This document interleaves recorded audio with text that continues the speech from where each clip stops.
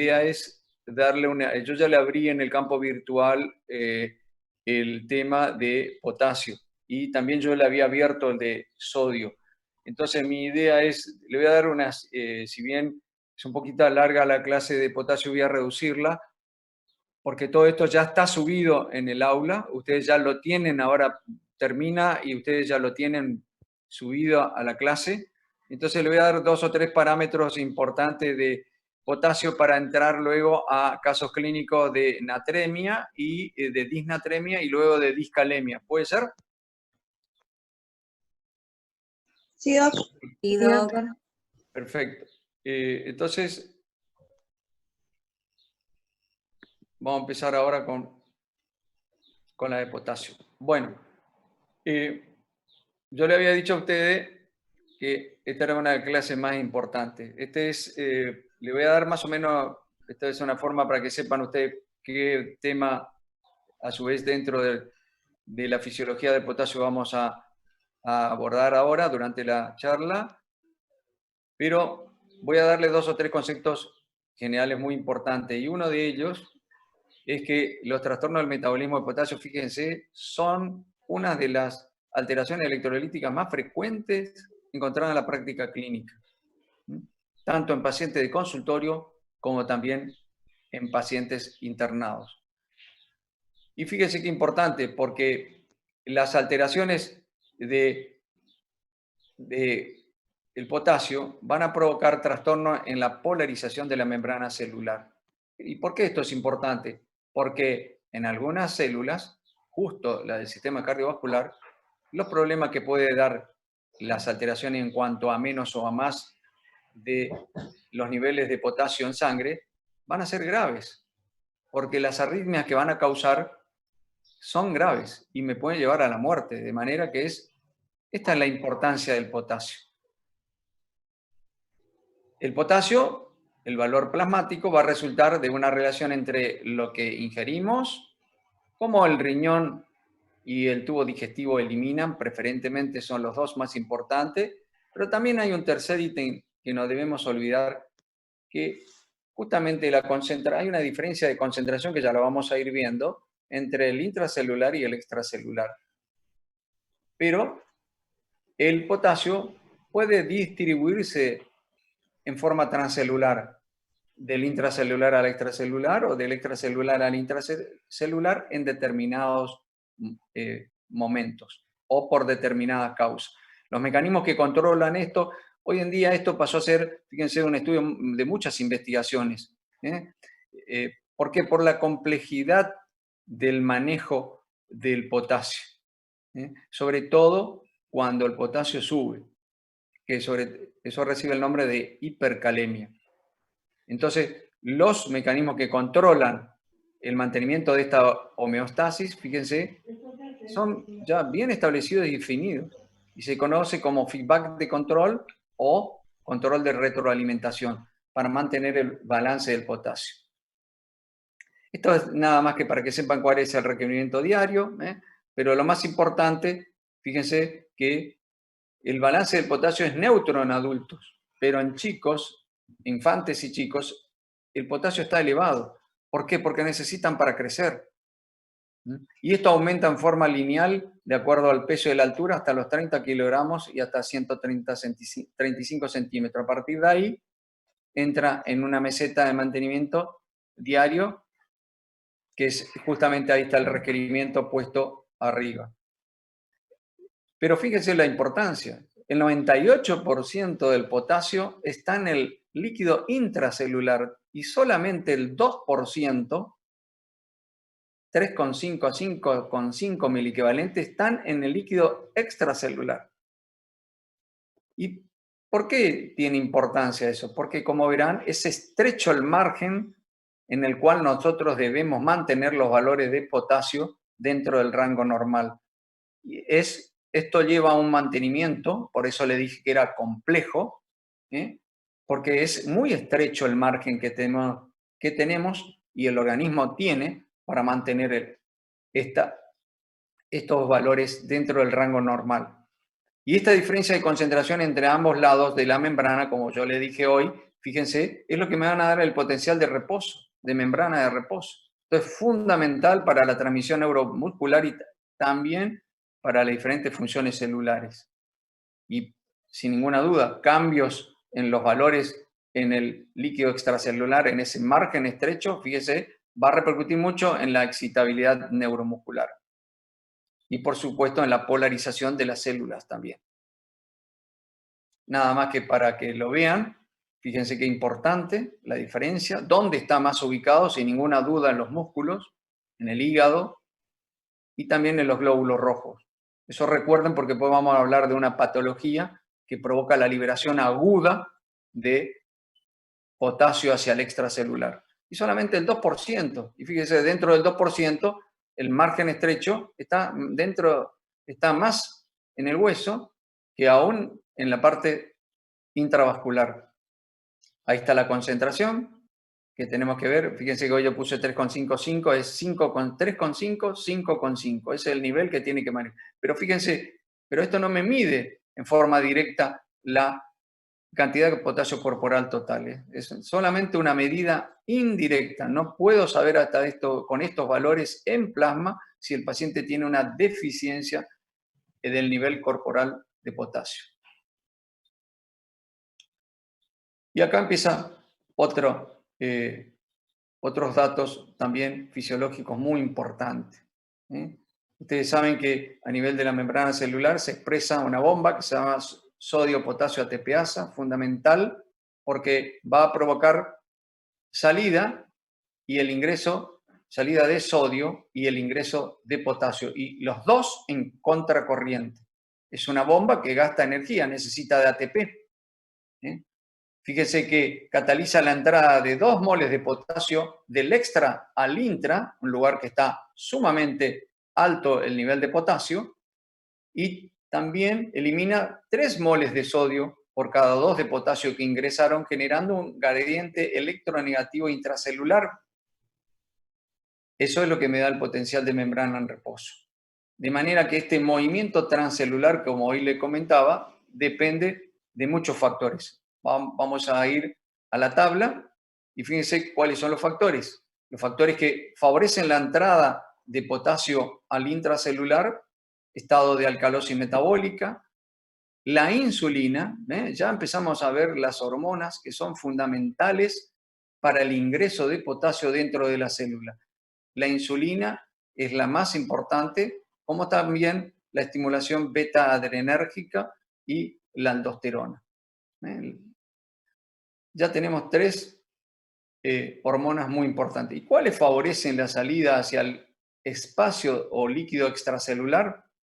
En presencia de acidosis metabólica, cuando hay un aumento de la osmolaridad en el líquido extracelular, la acción de agonistas alfa-adrenérgicos y lo que yo quería que recuerden hoy, si volvemos, fíjense, lisis celular, tumoral, rhabdomiólisis, hemólisis. Si volvemos, fíjense, rhabdomiólisis, fíjense la cantidad de potasio ante la ruptura muscular que puede ocasionarse. Eso puede ocasionar, fíjense, ustedes habrán escuchado hace unos años que se repitieron durante 2 o 3 veranos, que nos llamaba la atención porque yo estaba en ese entonces en el hospital escuela y nos llegaban los agentes en preparación dentro de la escuela de la policía, le hacían hacer gimnasia extenuante a 41 grados sin poder tomar agua. Hacían rhabdomiólisis después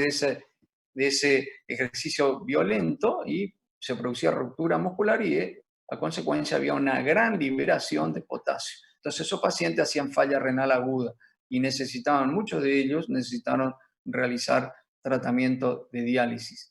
Y hemólisis, fíjense, también el eritrocito, ¿no? Si bien tiene menos cantidad, ruptura de los glóbulos rojos, me puede dar por hemólisis una gran liberación y en el caso tumoral estamos hablando de leucemia. Fíjense que un paciente que tiene leucemia, estamos hablando de 200.000 células, 300.000 células, y a veces existe la ruptura de esas células con la gran liberación hacia el extracelular de potasio, o porque hay una lisis que es espontánea, o porque esa lisis puede provocar por los agentes antitumorales o antineoplásicos. Y por último tenemos los factores que regulan la secreción distal del potasio, y ahí ya, como verán, el riñón empieza a jugar un papel muy importante. El ingreso de potasio en la dieta es un estimulante para aumentar la secreción distal, el aumento de la concentración del potasio, por ende, un cambio en el pH, como ya vieron, alcalosis, permite la entrada de potasio hacia el interior de la célula, acidosis, la salida de potasio hacia el extracelular. Un aumento del flujo distal, tubular distal, provoca mayor secreción distal de potasio y un aporte también distal de sodio que llega un flujo alto y un flujo de sodio alto a nivel tubular favorecen la secreción distal de potasio. Ahora ya vamos a ver específicamente dónde.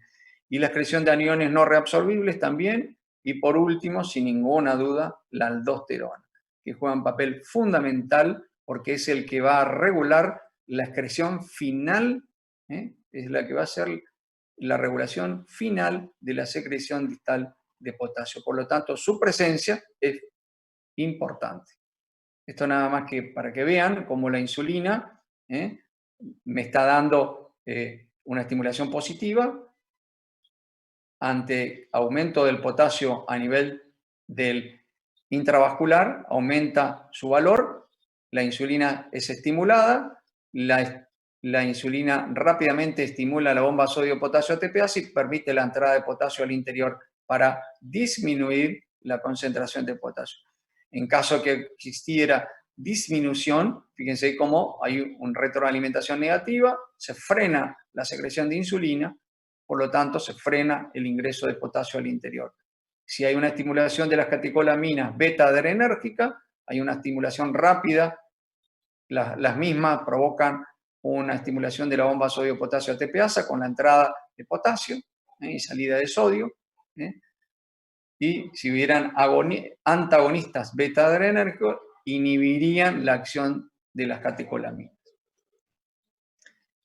Bueno, esto nada más que vuelvo a recalcar.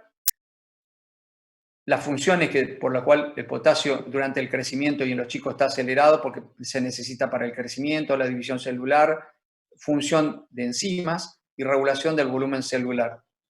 Por eso mismo, su concentración requiere una fina regulación. ¿Y cómo mantengo la homeostasis? Mediante un balance interno y un balance externo. El balance interno está dado específicamente, esto era nada más que para demostrarle que con la ingesta, la cantidad de ingesta a nivel occidental estaría entre 50 y 100 miliequivalentes. Esto va al pool de potasio y luego se distribuye hacia el intracelular. Hay un constante intercambio. Y luego, por supuesto, fíjese, solamente el 2% persiste en sangre, en el líquido extracelular y dentro del compartimiento extracelular, dentro del intravascular, y luego, fíjese las concentraciones en las cuales es eliminada, donde el riñón, sin ninguna duda, juega un papel importante.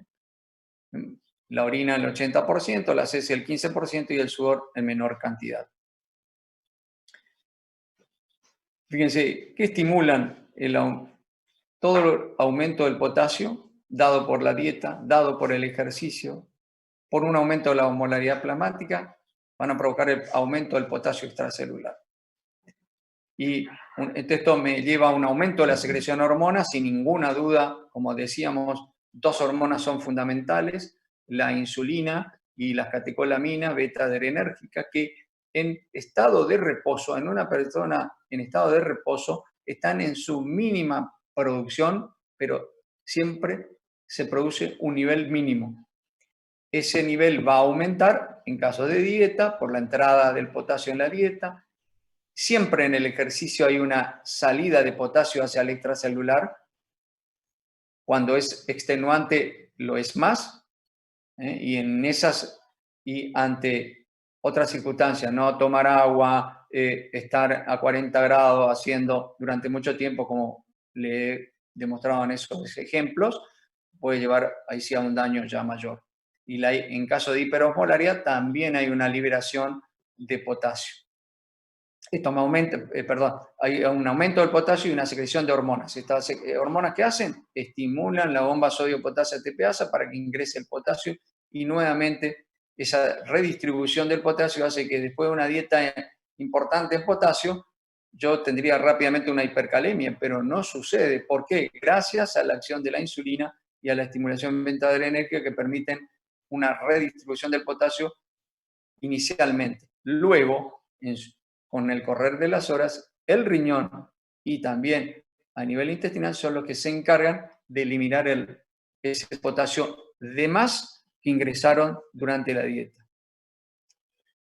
Fíjense, en condiciones fisiológicas están produciéndose normalmente insulina y hay estimulación beta-adrenérgica de la bomba para mantener siempre el nivel de potasio dentro de ese fino rango. La insulina, sin ninguna duda, es la droga más importante reguladora en este balance interno. Eso quiero que se grabe. Y bueno, la catecolamina, fíjese, la estimulación beta estimula el ingreso, sin embargo, la estimulación alfa inhibe el ingreso de potasio a la célula. Esto nada más que es lo mismo de hoy. Y acá viene el otro elemento importante en el manejo del balance interno del potasio, que es la aldosterona. La aldosterona tiene, fíjense, ¿cuáles son los estímulos de la aldosterona para mantener esa fina regulación a nivel distal, en los túbulos distales del riñón, para mantener el nivel plasmático de potasio dentro del rango normal? Fíjese, incremento en la excreción urinaria e intestinal de potasio también provoca la aldosterona, ¿eh? Pero lo que más va a promover, fíjese, promueve el ingreso de potasio a la célula, pero por otro lado, estimula a nivel distal la secreción de potasio. ¿Por qué? Porque la aldosterona actúa a nivel justamente, provoca la expresión de los canales de sodio.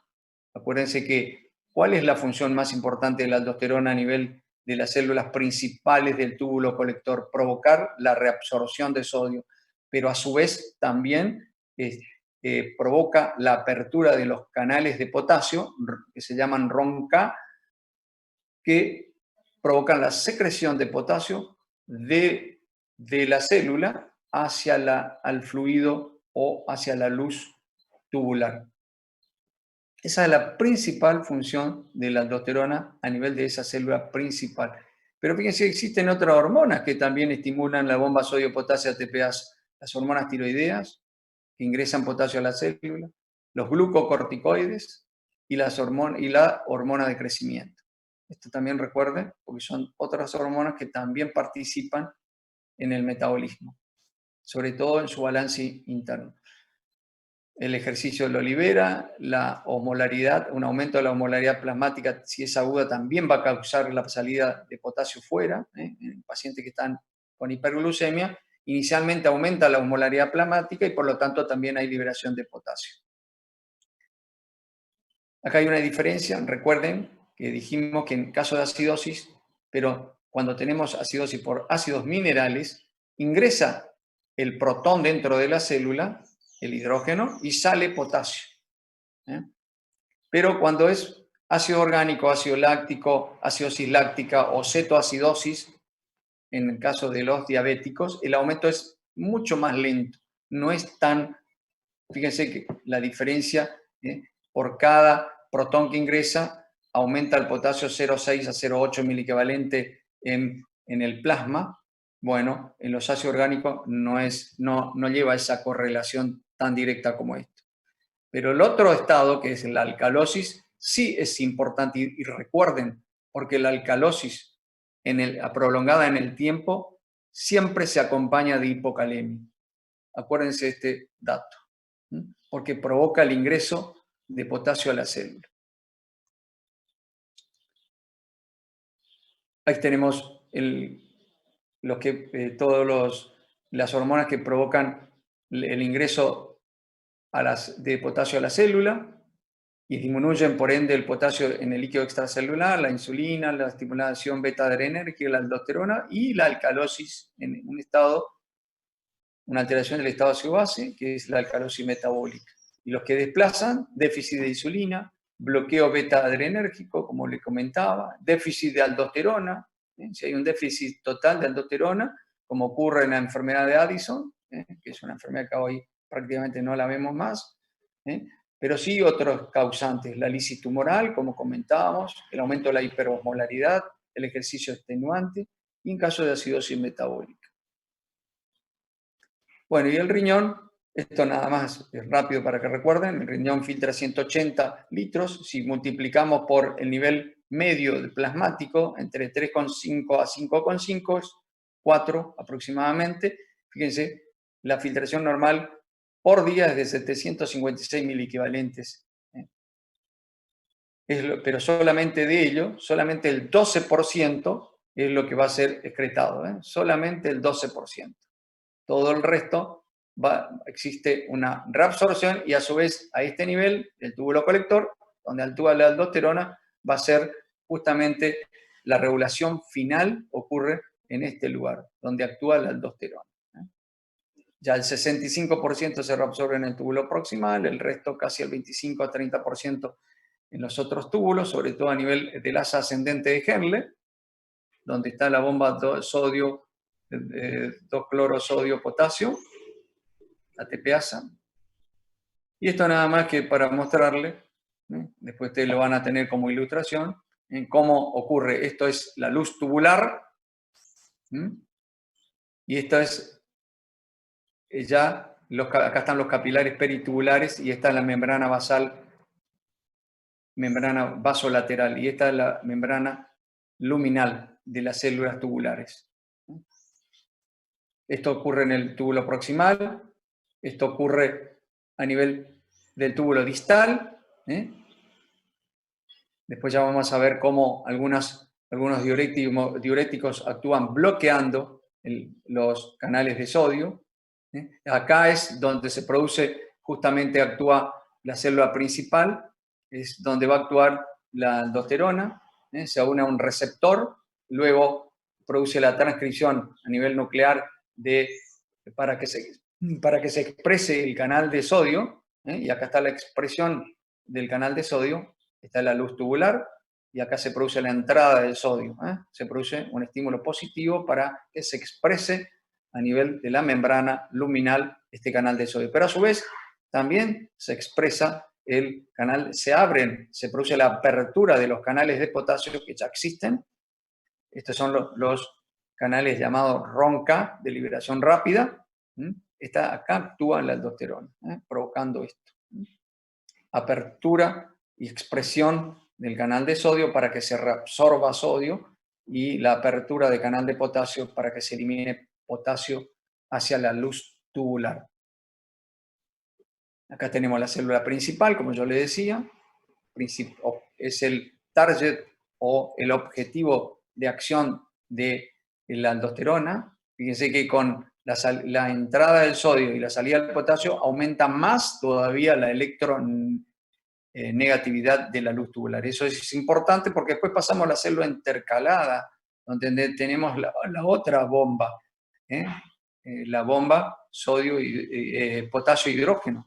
Eso es importante porque ahí existe un intercambio de potasio y protones.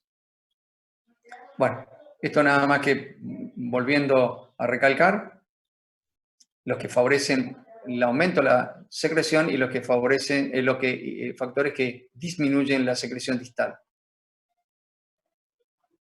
Esto es para que vean cómo algunas drogas y algunos diuréticos, los inhibidores de la aldosterona, como la espironolactona, va a inhibir que se produzca la expresión, porque va a ocupar el mismo receptor de la aldosterona, y la inhibe que la aldosterona provoca la transcripción y la expresión del canal de sodio. Y, por supuesto, también se inhibe la secreción de potasio. Pero también existen otras drogas, como la ciclosporina y el tacrolimus, muy utilizada tanto en trasplantes de órganos sólidos, corazón, riñón, preferentemente riñón, pero también el tacrolimus y la ciclosporina también se usan en otras patologías renales con compromiso glomerular, como por ejemplo la nefritis lúpica. Pero también existen otras drogas. Fíjense qué importante, recuerden esto. Fíjense que a nivel de la membrana fíjense, luminal, donde está la bomba de sodio, también actúa la trimetropina.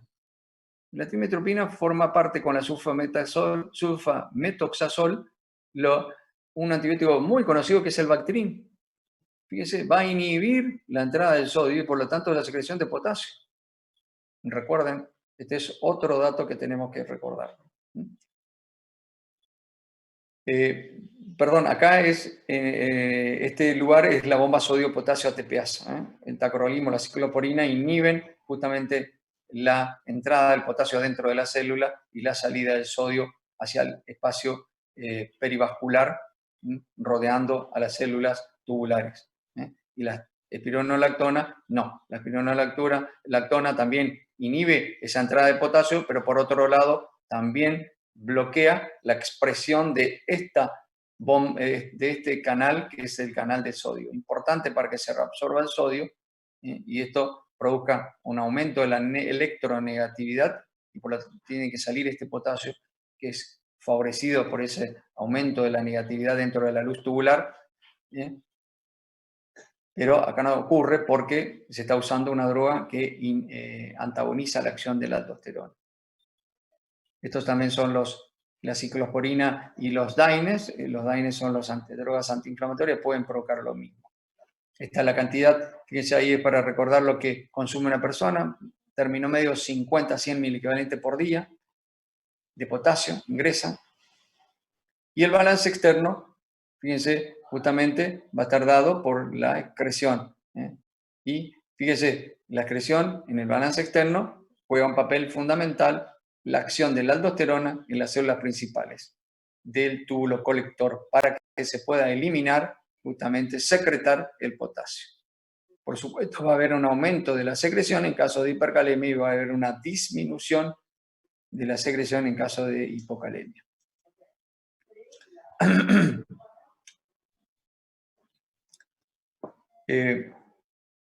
Acá es el otro dato que yo le quería dar. Fíjense, en las células intercaladas está la otra bomba, que es la bomba hidrógeno-potasio ATPasa. Esta es muy importante porque en caso de depleción de potasio incrementa la reabsorción de potasio y se elimina más protones hacia la luz. En caso de acidosis también va a ocurrir, ahí va a ocurrir que va a haber eliminación de protones a nivel distal. Todas estas son respuestas adaptativas a cambios que existen del medio interno. Todas estas respuestas, nosotros decimos, son adaptativas, pero a su vez las denominamos, ¿son adecuadas o inadecuadas la respuesta? ¿Por qué? Porque si yo tengo una hipocalemia y a nivel distal de las células intercaladas que componen, son las células del conducto colector, yo tengo hipocalemia, disminución del potasio, y sin embargo no hay un incremento de la reabsorción a ese nivel, sin embargo sigo eliminando más potasio, entonces esa respuesta es inadecuada. En cambio, si hay un aumento de la reabsorción, digo la respuesta es adecuada al problema que existe. Sí, cuéntame.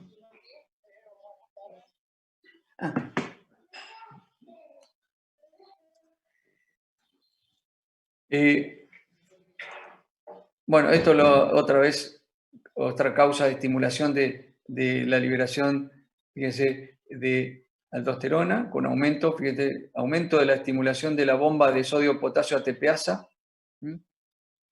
Esto aumenta la captación de potasio a través de la membrana vasolateral y facilita su eliminación.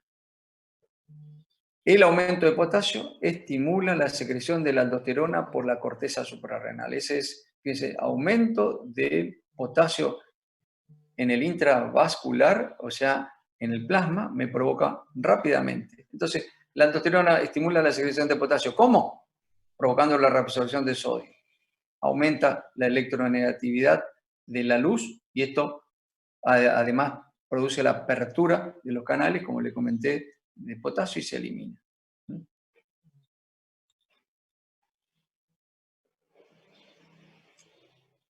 Un aumento del flujo luminal a nivel distal también aumenta la secreción de potasio. Eso es importante. A mayor, si yo tengo un paciente que lo expandí de más, va a haber una expansión de volumen del volumen plasmático, va a haber una mayor filtración y esto va a llegar mayor líquido o volumen a nivel de los túbulos, también mayor cantidad en caso de aporte de sodio. Eso suele suceder también cuando estoy utilizando diuréticos. ¿Y esto qué va a provocar? Un aumento de la secreción de potasio hacia la luz. Y con esto evito, y con esto logro que el paciente elimine más potasio hacia la luz tubular y por supuesto en la orina. Pero fíjese, la acidosis metabólica aguda disminuye la secreción. ¿Por qué? Porque disminuye la actividad de la bomba sodio-potasio ATPasa. ¿Y qué causa esto? Reduce la concentración intracelular de potasio. Si, en cambio, ya en casos de acidosis crónica, esto puede cambiar. Esto me va a llevar a una pérdida de potasio. Estos son datos que quiero que sepan. Acá nada más que le explico qué pasa cuando la dieta es rica, una dieta rica en potasio. Se provoca, como yo le dije, el valor de potasio no se eleva excesivamente porque hay una redistribución, porque hay un aumento de la bomba sodio-potasio ATPasa. Por un lado, ingresa rápidamente potasio a la luz, al intracelular, perdón, y a su vez también es estimulada la aldosterona para que aumente la secreción o excreción de potasio tanto a nivel renal como a nivel, fíjense, del colon distal. Ahí le estoy mostrando nada más que es el esquema de lo que le acabé de decir.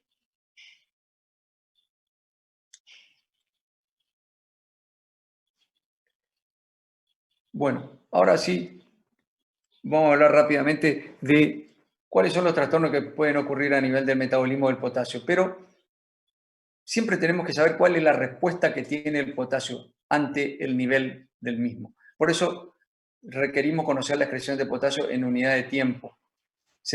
¿Cómo yo puedo conocer si la eliminación de potasio en la orina es adecuada?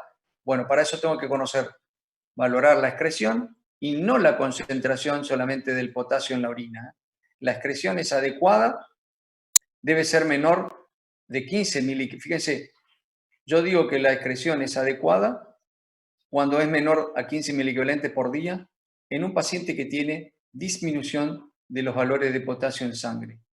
Y en casos de aumento, hipercalemia, la excreción debe superar a la ingesta. Entonces, si encuentro que la caliuresis es apropiada, entonces yo debo valorar en ese caso que puede haber otros motivos, que el riñón no es el que está actuando en forma inadecuada. El problema está en otro lugar. Ahí entonces buscamos las llamadas causas extrarrenales. ¿Y cuáles son los estudios en orina que yo puedo pedir para tratar de saber si la respuesta renal es adecuada o no? Bueno, yo puedo medir el potasio en orina de 24 horas, es la más fidedigna. Yo puedo medir el potasio en una muestra simple, en una orina recién emitida, sí, sirve, pero no es la más certera, porque puede verse modificada por una orina muy concentrada o al revés, una orina muy diluida. También tengo la fracción de excreción de potasio y por último el gradiente transtubular de potasio. Son los 4 métodos por los cuales yo puedo conocer cuál es la excreción de potasio. El potasio urinario de 24 horas, les dije, me da una respuesta más certera. Es inconveniente en los chiquitos, en edades, en neonatos y en en la infancia, hasta los 4, hasta los 5, 6 años, es muy difícil juntar la orina 24 horas. Pero ahí le detallo cuáles son los valores del potasio en orina. En casos de hipocalemia o hipopotasemia deben ser menor de 15, porque quiere decir que el riñón trata de retener todo el potasio que puede, y en caso de hipercalemia elimina hasta valores superiores a 100 mil equivalentes por día en caso que existiese un aumento de la concentración de potasio sérico. En cambio, la muestra simple no es tan, si bien es fácil y rápida, se ve muy influenciada de acuerdo a la concentración urinaria. Lo único que podemos decir que una toma rápida, en caso de hipocalemia, si el valor está por debajo de 20 miliequivalentes, podemos decir, sí, creo que esto coincide con la clínica del paciente. El paciente está perdiendo mucho líquido a nivel extrarrenal, por ejemplo, vómitos, diarreas. Bueno, en ese caso, ¿qué tiene que hacer el riñón? Dar una respuesta adecuada. ¿Cómo? Reabsorbiendo todo el potasio que pueda en la orina. Fíjense, en hipercalemia no es un valor fidedigno. La fracción de excreción de potasio, fíjense, solamente el 20% del potasio filtrado va a llegar a la zona distal, donde es regulada donde se hace la regulación fina por la acción de la aldosterona, y de ese 10 al 20%, que equivale a 70 a 120 miliequivalentes, es lo que se va a excretar en la orina. Término medio, como yo le mostraba en la otra figura, está en 90 miliequivalentes. Ahí está la fórmula. La fracción de potasio es el UP de potasio sobre el UP de creatinina, o puesto de esta forma: potasio urinario por creatinina sérica por 100 dividido el potasio sérico por el potasio, la creatinina urinaria. Bueno, ahí me va a dar un valor. Bueno, es considerado normal hasta 6% en los chicos, entre 10 a 15% en el adulto. ¿Qué me informa esto? ¿Cuál es la cantidad de potasio excretado? Y por último tenemos el gradiente transtubular de potasio, que es la diferencia del UP de potasio y el UP osmolar, o dispuesto en esta, como está acá en esta fórmula. Normal no existe un número exacto, pero fíjense, término medio, podemos decir que en caso de existir una baja del potasio a nivel sérico, la pérdida extrarrenal tiene que ser por debajo de 4. En cambio, por arriba de 4, para poner un término medio, podemos decir que ya existe pérdida renal de potasio. Quiere decir que la aldosterona la aldosterona estaría acá, es la pérdida extrarrenal, y acá hay la existencia de un aumento de la excreción de potasio, que puede ser por un exagerado aumento de aldosterona o no. Y en caso de hipercalemia, fíjense, tenemos menor de 6 o arriba de 10. Menor de 6 elimina poco el riñón, falta aldosterona. Mayor de 10 hay una excreción renal apropiada. ¿Por qué? Porque el potasio está aumentado. En cambio, acá tendría que aumentar, pero sin embargo dio por debajo de 6, entonces decimos, no existe aldosterona. Entonces, ¿qué me mide esto? Me mide la excreción distal de potasio. ¿Cómo actúa la aldosterona? Me da una idea de la función de la aldosterona a nivel del túbulo distal.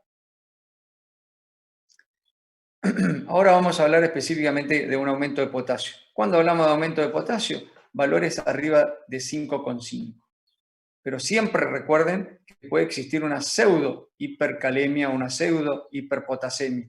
Si yo tengo a un paciente durante mucho tiempo para sacar la sangre, le pongo un torniquete a nivel del brazo y le comprimo, y mientras preparo la jeringa, le coloco la aguja, estoy buscando el algodón, me demoro mucho, puede aumentar el potasio y me puede dar valores aumentados. Hay un poquitito de hemólisis y se causa eso. Pero también, como yo le comentaba, en un paciente con leucemia, que tiene una leucocitosis, o en paciente con aumento de las plaquetas, trombocitosis, bueno, va a haber un aumento del potasio. Así que tenemos que descartar estas causas, siempre que existe un aumento del potasio. ¿Ocurre en internados? Sí, fíjese, el 1 al 10% de los pacientes hospitalizados tienen esto. Se presentan con una alteración hidroelectrolítica. ¿Cuál es la causa? Bueno, o porque tenemos un excesivo aporte, o porque no hay una eliminación suficiente. Algo pasa. O porque existe, por último, una distribución transcelular de potasio. Del intracelular ha pasado al extracelular. Una de las causas, recuerden ya, la acidosis metabólica. El ejercicio extenuante. Acá le coloco todas las causas de hipercalemia por aporte excesivo de potasio. No es lo común, pero puede existir. Salida de potasio desde el interior de las células, acá tienen todas las causas. Y dentro de esto, no se olviden la destrucción tisular, como le comentaba hoy, y hay una patología genética en la cual puede haber una parálisis periódica familiar y ocurre salida de potasio hacia el líquido extracelular. O, fíjense, puede haber hipercalemia porque el riñón no trabaja bien, insuficiencia renal crónica o aguda, o una falta de acción de la aldosterona, hipoaldosteronismo primario o secundario. También por acción de fármacos, no se olviden. Y dentro de esos fármacos, ahora ya lo vamos a ver acuérdense, el que bloquea la acción de la aldosterona. En caso de disfunción tubular, sin ninguna duda. Entonces, ¿cuáles son los pasos? Bueno, primero, descarto pseudo hipercalemia. Segundo, ¿tenemos hipercalemia? ¿Este es el resultado de una redistribución? ¿O porque el paciente tiene trastorno en la eliminación renal de potasio? Bueno, para eso, aparte de hacerle el examen físico al paciente, voy a interrogarlo. ¿Usted está con medicación? ¿Qué medicamentos toma? Fíjense todos los medicamentos que me pueden alterar, inductores de hipercalemia. ¿Y cuáles son sus mecanismos de producción? Los que alteran la producción o secreción de aldosterona, justo ahí tenemos las drogas más utilizadas en la práctica clínica. Unos para la hipertensión, como los inhibidores de la enzima de conversión, los otros los antagonistas del receptor de la angiotensina 2, los ARA2, fíjense, los antiinflamatorios. Otra causa es un elemento muy utilizado. También la heparina, como drogas, como yo le comentaba, ciclosporina, el FK506 es el tacrolimus, y la sobredosis de digitálicos. Esta era una droga muy utilizada en los años antes del año 2000, era muy utilizada para la insuficiencia cardíaca. Hoy prácticamente solamente 1 o 2 casos dentro de las patologías son cardiovascular, se utiliza la de los digitálicos. Después tenemos los fármacos que inhiben la secreción renal de potasio. Los diuréticos ahorradores de potasio, la espironolactona, es la droga que bloquea la acción de la aldosterona, se une al receptor de la aldosterona. Como yo le comenté, este forma parte del trimetropina, la trimetropina sulfa, que forma el Bactrim, inhibe la secreción renal de potasio. El litio se usaba mucho en años anteriores para la depresión. También inhibe la secreción. Actualmente esa utilización ya no ha mermado casi a nada. Y por último tenemos los fármacos que alteran la distribución de potasio.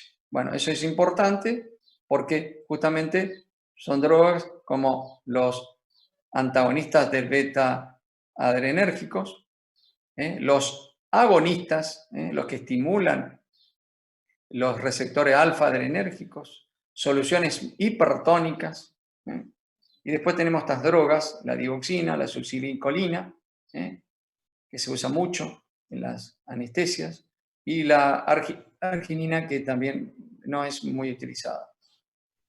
¿Por qué el paciente tiene disturbio en la excreción? porque puede haber una disminución de la entrega distal de sodio o una disminución del flujo tubular a nivel distal. Dos motivos para que se disminuya la excreción renal de potasio. Una falta de acción mineralocorticoide, no hay acción de la aldosterona. Y por último, una anormal función del túbulo colector cortical. No hay una merma en la afinidad a la acción de la aldosterona. Esto lo dejo a ustedes para que siempre lo tengan a mano. Es un algoritmo diagnóstico, le va a servir muchísimo. Por lo cual, fíjese, primero trato de descartar todas las causas que me van a causar una pseudohipercalemia. Luego, una vez que estoy asegurado, uso justamente lo que hoy estuvimos hablando, por eso quise hablar inicialmente de ese dato, ver la excreción de potasio, no solamente ver la concentración urinaria, sino la excreción de potasio a través del potasio, la fracción de excreción de potasio, el gradiente transtubular de potasio. Bueno, y una vez que yo tengo estos datos, entonces recién puedo decir si existe una excreción renal adecuada o inadecuada de acuerdo al problema que existiese. En casos que existiese caída de la función renal, o en el caso, si no hay caída de la función renal, hay un déficit de acción mineralocorticoide, de la aldosterona a nivel distal. O al revés, la excreción está bien, entonces, cuidado, puede existir una redistribución transcelular entre el líquido intracelular y el extracelular, o ha ocurrido hemólisis, ha ocurrido rabdomiólisis, ruptura de las células musculares, o una lisis tumoral, como yo les comentaba. Entonces, rápidamente tienen un algoritmo que les puede orientar en la guardia o cuando ustedes ya estén viendo los casos clínicos o estén en clínica médica. Ya no solamente en la parte inicial, como están, sino ya cuando empiecen a ver pacientes. El cuadro clínico da debilidad muscular, puede dar una parálisis flácida con hipoventilación. Pero vamos a lo más importante. Lo más importante que me puede causar, fíjese, cuando la hipocalemia es severísima, puede causar trastornos electrocardiográficos. ¿Y por qué es esto importante? Porque, fíjese, va a haber aplanamiento de la onda P. Va a haber amplitud de la onda T. Esto es lo típico, por eso lo puse primero. Aumento de la onda T. Se vuelven ondas T picudas en todas las derivaciones, tanto en las precordiales como las estándar. ¿Y qué? ¿Cuál es el problema? Me puede llevar a un paro por fibrilación o asistolia. Por eso es importante, porque si ya veo esto, la alteración electrocardiográfica, tengo que actuar rápidamente para frenar justamente esa excitación o cambio de la polarización de la membrana, sobre todo a nivel de los cardiomiocitos. Ahí para que vean lo típico de la onda T picuda. Esto no se van a olvidar más. Esto es una onda T picuda. La onda P, el QRS se ensancha. La onda P se aplana. Y fíjense cómo la onda T es picuda. Esto es típico de la hipercalemia.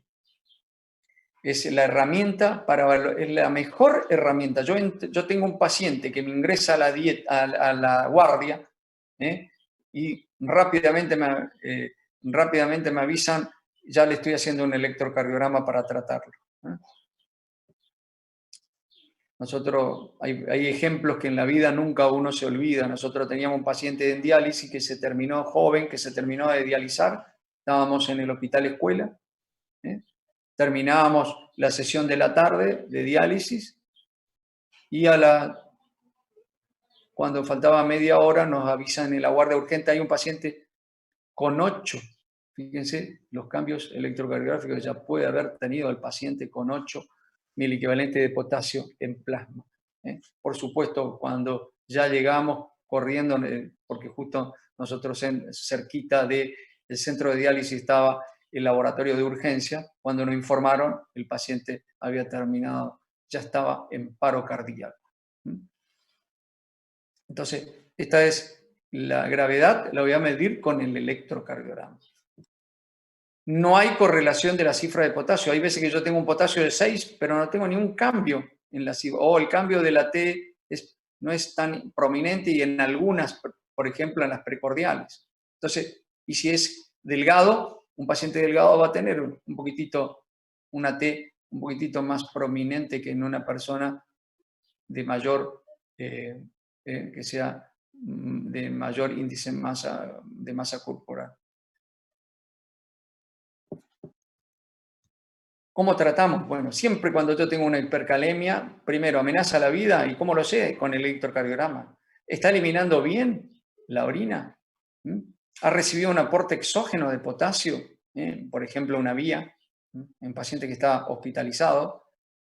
¿O existe una distribución transcelular? Bueno, ¿qué droga está tomando? ¿Qué edad tiene? Estos son los factores de riesgo para que tengan en cuenta. Astenia, debilidad. El paciente puede tener ilio paralítico, fíjense, una falta de motilidad intestinal total. No voy a sentir los ruidos hidroaéreos. Y lo dividimos, fíjense, si el potasio es mayor, es tratamiento sin ninguna alteración electrocardiográfica, el paciente está sintomático, el tratamiento es urgente. ¿Qué trato de lograr? Estabilizar las membranas. Lograr con drogas redistribuir para tratar de también disminuir. Y por último, también drogas para aumentar la eliminación de potasio. ¿Cómo? Corrigiendo de esa forma la hipercalemia. Bueno, estos son, acá tienen cómo yo voy a tratar. Quiero que recuerden. Ya yo esto les voy a dejar. Esto es el tiempo que demora cada uno de estos agentes. Si yo lo nebulizo, y primero tengo que usar gluconato de calcio al 10%, es lo primero que voy a infundir al paciente rápidamente, porque el calcio me va a tratar de estabilizar ese cambio de polaridad de la membrana, esa despolarización, lograr disminuir ese cambio electrocardiográfico del paciente. Y luego voy a empezar con drogas que provocan insulina con glucosa, en dextrosa al 10% más 10 unidades de insulina, una forma rápida de recordar. Y voy a usar salbutamol, que es una droga beta estimulante, beta adrenérgico. Por lo tanto, voy a provocar la entrada también. Y por último, puedo llegar a usar bicarbonato de sodio, que también va a provocar la entrada, porque me va a cambiar, acuérdense, me va a provocar una ligera alcalosis y me va a provocar la entrada. Pero hoy, fíjense, esto es en paciente urgente. Y en paciente no urgente lo que hoy utilizamos son las resinas de intercambio, que pueden ser por vía oral, generalmente se usa por vía oral. Son resinas de intercambio que, fíjense, tienen en su componente calcio y sodio y cambian el resin calcio, resin sodio, cambian el calcio por potasio, cambian sodio por potasio y eso se elimina por materia fecal. Y si no puedo solucionar, voy a la diálisis. Bueno, cuando ya como me he extralimitado, pero bueno. Doctor, una pregunta. Sí. ¿Se administran en conjunto el gluconato, la insulina y No, lo el primero que tengo salbutamol? que hacer, lo primero que tengo que hacer es pasar gluconato de calcio. Y si eso no funciona, se pasa la insulina y la glucosa. Puedo volver a repetir una segunda, fíjese, al cabo de los 10 minutos puedo volver a repetir. Y esto tengo que pasar, el gluconato de calcio se pasa por vía intravenosa en forma lenta, muy lenta. Mientras tanto ya voy preparando un frasco de insulina con glucosa. Pero hoy usamos algo mucho más práctico. ¿Cuál? Nebulizarlo con un estimulante beta adrenérgico y rápida. Esto actúa muy rápido. Junto con esto es lo más rápido. La insulina, fíjense, necesito media hora como mínimo. Esto dice 15 hasta 30 minutos, pero dentro de los 15 minutos yo ya tengo acción. Así que son en una guardia, mientras yo le estoy pasando el gluconato de calcio, ya estoy preparando para nebulizarlo y ya lo empiezo a nebulizar y dejo justo esto como un tratamiento que va ayudando a posteriori, a lo largo que lo tengo al paciente en la guardia. Te agradezco la pregunta, muy bien. Gracias. Pero justamente le dejo esto para que ustedes tengan una forma como trabajar. ¿Cómo Doctor, debo una manejarme? pregunta. ¿Sí? ¿Cómo no? ¿Y el gluconato de calcio hasta cuántas veces se puede repetir? Y generalmente con una segunda inyección es suficiente. Gracias, Doc. Bueno, y cuando hablamos de hipocalemia, cuando tengo valores de 3,5 para abajo. Pero fíjese, cuando yo ya perdí un miliequivalente de 3,5, tengo 2,5, seguro que perdí alrededor de 200 a 400 miliequivalentes. Aproximadamente el 10% del depósito corporal. En el contenido se diferencia si corresponde al líquido intracelular o al extracelular. Por ello es necesario diferenciar justamente varios datos, ¿cierto? Pero tengo que saber si ha tenido, lo que está ocurriendo es si la depleción que tuvo el paciente. Acuérdense que yo le dije que los valores de potasio en el intravascular, o sea, a nivel sérico, no me dice si existe un déficit corporal total. No es fácil eso. Fíjese, más del 20% de los pacientes hospitalizados tenían hipocalemia. Nosotros hicimos un estudio de investigación con chicos, que después ya vamos a tocar ese tema otro día. En la próxima clase le voy a tocar el tema de investigación. Por eso en la clase inaugural, sí, creo que ahí yo le dejé un artículo de por qué es importante empezar ya desde el pregrado, como estudiante, a hacer investigación básica. Es fundamental, porque es la forma que yo interpreto por qué ocurren los problemas a nivel clínico. Y puedo conocer mucho más la fisiopatología porque voy comprendiendo cómo van ocurriendo los hechos. Bueno, fíjese, lo clasifico en leve si es de 3,5 a 3, moderada de 3 a 2,5 y muy severa cuando está 2,5 para abajo. Causas. No entra potasio en la dieta. O sale mucho. Estoy perdiendo potasio. ¿Dónde? ¿A nivel extracelular? Extrarrenal, perdón, o a nivel renal. O a su vez, hay un desplazamiento o una distribución de potasio del extracelular hacia el intracelular. Acá es lo opuesto. Acá tienen todas las causas que me pueden llevar a la hipocalemia, donde generalmente la falta de ingesta no es raro, es muy raro, pero fíjense, las causas que me provocan distribución, redistribución del potasio y las causas de pérdida, tanto extrarrenal, sobre todo digestiva, sin ninguna duda, pero también las quemaduras extensas me pueden dar, y las pérdidas renales. Y las pérdidas renales no es lo mismo que yo tenga presión arterial normal, que vaya con hipertensión, hay un exceso de actividad mineralocorticoide, hiperaldosteronismo, un hipercorticismo, como el síndrome de Cushing, o hipertensión sin hiperactividad mineralocorticoide, como el síndrome de Liddle. El síndrome de Liddle es un raro alteración genética, por lo cual hay un incremento de la actividad mineralocorticoide, pero no, hay un aumento de la liberación de renina, porque el aparato yuxtaglomerular a nivel renal se hiperplasia, y me provoca un aumento de liberación de renina y de angiotensina 2. Y esta era la patología que yo le decía, que nunca falta que aparece un paciente en la guardia que ya se sabe que tiene esta alteración, es una alteración genética, autosómica dominante, por lo cual el paciente tiene justamente pérdida de potasio cuando come una dieta rica en hidratos de carbono o ha sufrido un ejercicio extenuante. Bueno, esto le voy a pasar varias que ustedes lo van a ir viendo y después le voy a recordar por qué.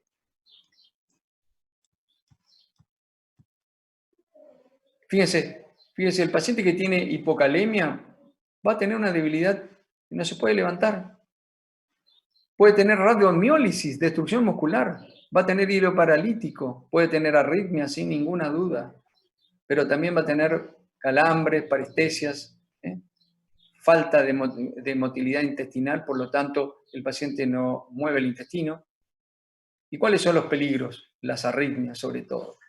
Ese es el peor problema que puede tener estos pacientes. Entonces yo tengo que medir el potasio urinario, calcular el gradiente transtubular, y hay un cociente potasio-creatinina en orina emitida que me sirve también. Esto es nada más que les recuerdo todo lo que acabé de decirlo.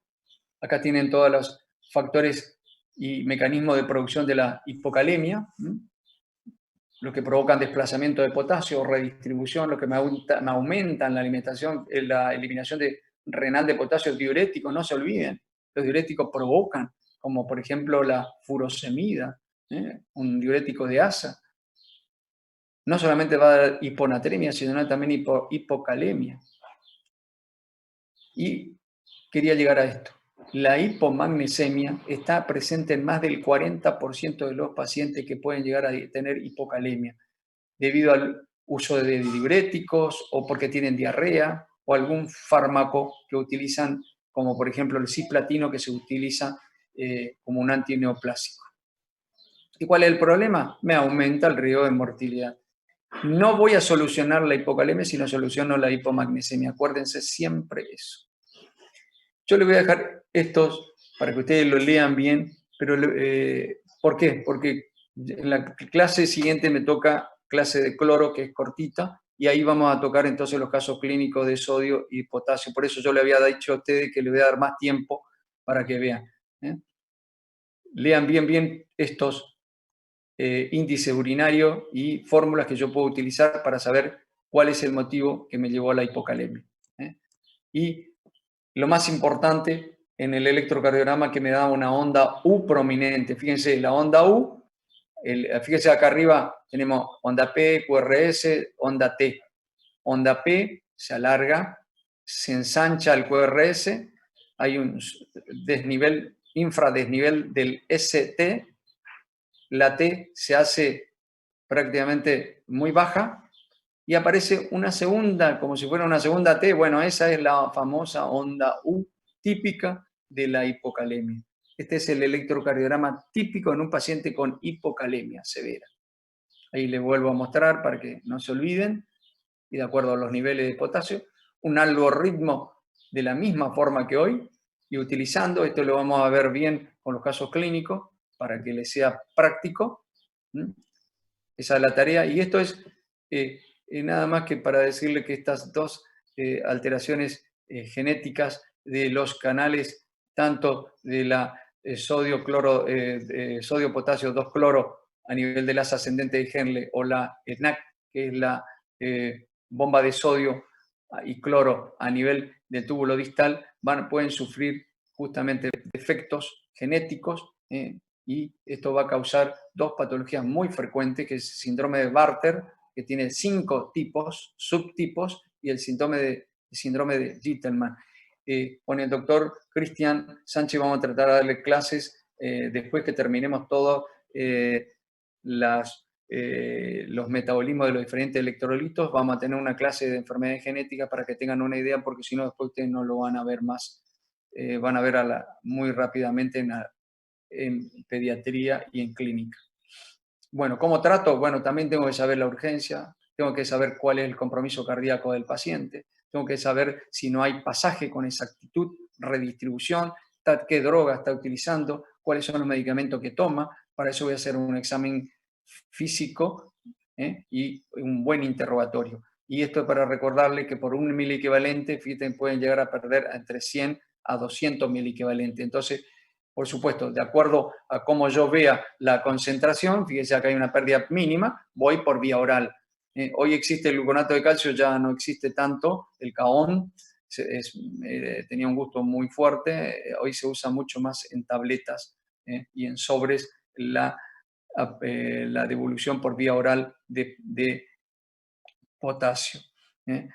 Pero también en aquel paciente que requiera un tratamiento de urgencia, bueno, se lo hace cuando es por debajo de 3 y sobre todo debajo de 2,5 miliequivalentes. Tengo que hacer el electrocardiograma, y de acuerdo al electrocardiograma voy a hacer pasaje por vía intravenosa, que tengo que tener dos cuidados. Uno, no puedo usar vía periférica, porque el potasio si se extravasa hacia el tejido periférico, en una vía que yo tenga a nivel del brazo, por ejemplo, si se extravasa el líquido, me va a provocar necrosis de esa zona. Entonces es muy peligroso utilizarlo. Por eso tengo que usar una vía central. Cuando ya la carga, tengo que hacer cargas de potasio, voy a usar una vía central por este peligro. Acuérdense que es típico haber encontrado muchas causas de pacientes, de estos pacientes que tienen justamente lesiones que después lo llevan a la justicia. Así que miren qué importante, por mala praxis. Bueno, esta es la bibliografía. Bueno, bien, le agradezco. Entonces,